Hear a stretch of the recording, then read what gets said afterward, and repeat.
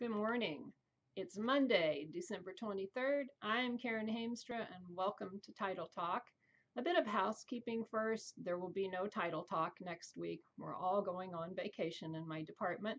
So we'll see you in the new year, the first Monday of the new year, we hope. I have just a few fiction books for you today. The first one, in honor of Christmas, is called The Christmas Cocoa Murder. It is actually three different stories. The main one is by Carleen O'Connor, and that is the title, The Christmas Cocoa Murder. There's also Christmas Cocoa and a Corpse by Maddie Day, and Death by Hot Cocoa by Alex Erickson. So perhaps you can see a theme of cocoa in this book. You will find it shelved under O'Connor, Carleen on the new bookshelves. We have several historical novels I'm going to tell you about this morning. The first one is by a German author. Her name is Annette Hess, and the title is The German House, which is the name of a restaurant that her parents ran. And the so one-line synopsis of this book is, if everything your family told you was a lie, how far would you go to uncover the truth? The novel starts out in Frankfurt, Germany in 1963. On the surface, everything there appears to be recovered from the war. The title character, Ava Bruns, has been working in her family's restaurant. Business is booming, but she is hoping to get married. She's waiting on her suitor to appear to propose.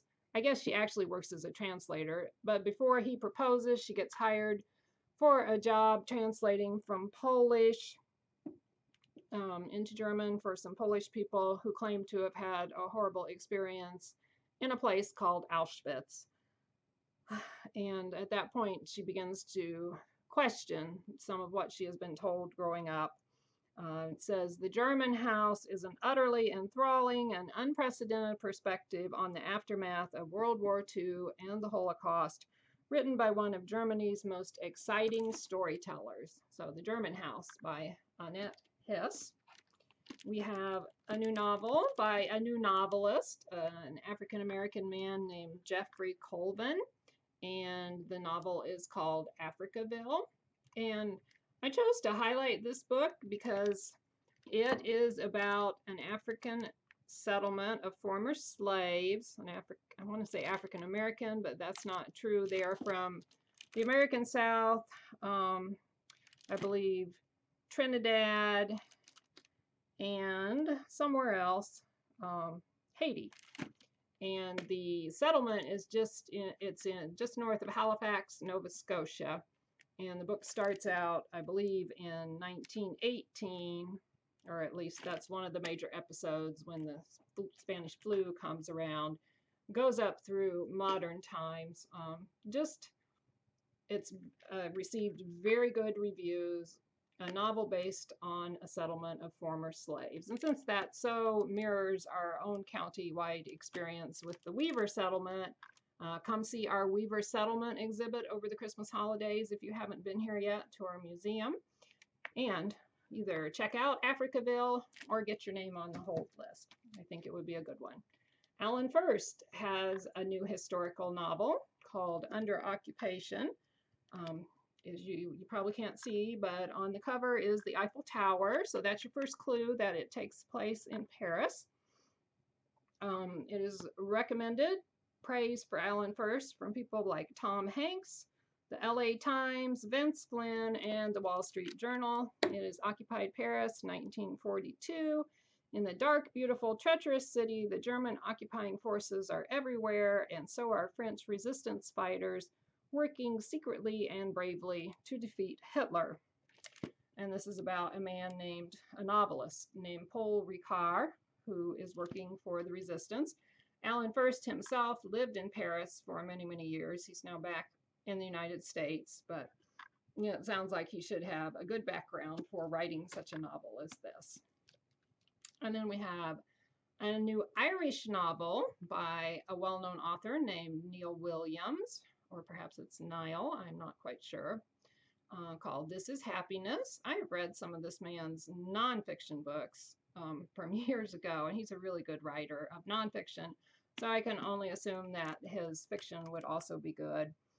It takes place in a small Irish village called Faha, Faha, just as electricity is coming to the village and many changes are beginning to take place there.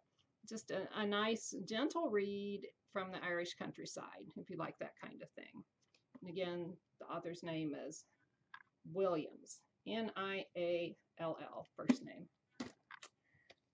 Here's a fun kind of mystery book, Verse and Vengeance by Amanda Flower. This is a magical bookshop mystery, and she's gotten a lot of recognition. She's won an Agatha Award for her mysteries, and with the help of Walt Whitman's works, magical bookshop owner Violet Waverly puts her pedal to the metal to sleuth a bicycle race murder that tests her mettle. So I'm sure this would be great fun. Amanda Flower. And then we have the second in a series called The Case of the Wandering Scholar by Kate Saunders. And this is a Letitia Rodd mystery. And as I say, the first one got a starred review in Library Journal, and also James Runcie, the author of the Grantchester mysteries, gave it a high recommendation. And it is billed as MC Beaton meets Miss Marple in the second book in the Letitia Rodd mysteries, which sees Kate Saunders, Victorian detective, on the hunt for a missing Oxford academic.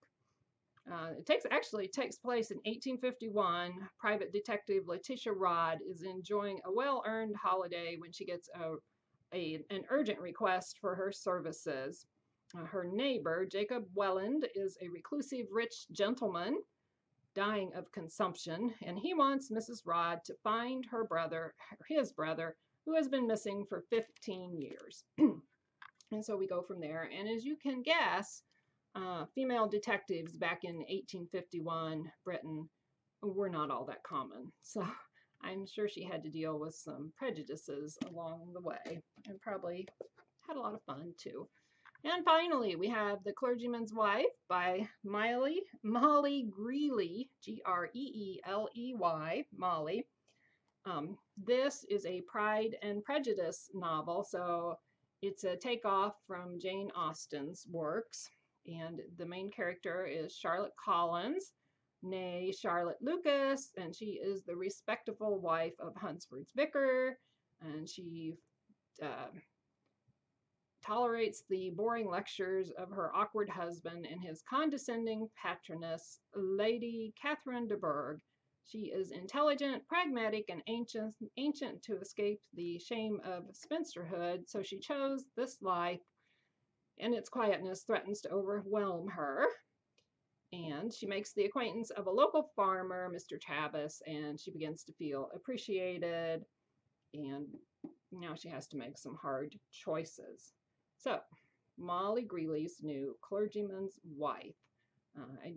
This is a love story, and it sounds like it might be kind of a steamy love story, so that might be fun over the holidays too. So, we hope you have the happiest of holidays, and we'll see you in 2020. Goodbye.